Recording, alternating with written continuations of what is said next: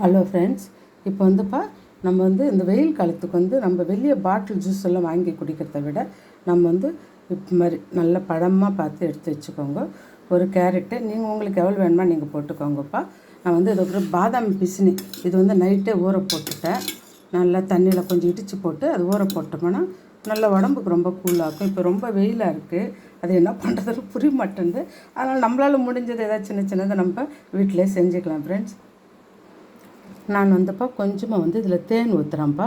நான் வேறு எதுவும் போடல, சக்கரை எதுவும் போடல, நான் கம்மியாக ஊற்றிக்கிறேன். உங்களுக்கு வேணாலும் நீங்கள் அதிகமாக ஊற்றிக்கோங்க. இப்போ நம்மளுக்கு நான் அரைச்சிட்டேன்ப்பா, அந்த ஜூஸு ரெடி பண்ணிவிட்டேன். இப்போ இதை நம்ம பாதாம் பிசினி போட்டுக்கலாம். உங்களுக்கு எவ்வளோ வேணுமோ போட்டுக்கோங்கப்பா.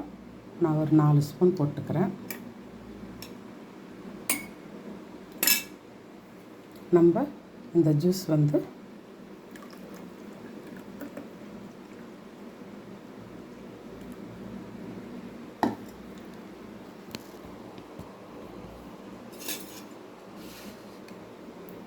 அவ்வளோதான் ஃப்ரெண்ட். நம்மளுக்கு இப்போ கேரட்டும் தக்காளியும் போட்டு நல்ல குழுன்ட்டு நல்ல ஒரு ஜூஸ் நம்மளுக்கு ரெடி ஆகிடுச்சு ஃப்ரெண்ட்ஸ். நீங்களும் இதே போல் நல்லா இது மாதிரி வச்சு வீட்டிலே வச்சு உங்களால் முடிஞ்சது சிம்பிளாக போட்டு கொஞ்சம் கொஞ்சமாக குடிங்க ஃப்ரெண்ட். நல்ல ஆரோக்கியமாக இருங்க. தேங்க்யூ.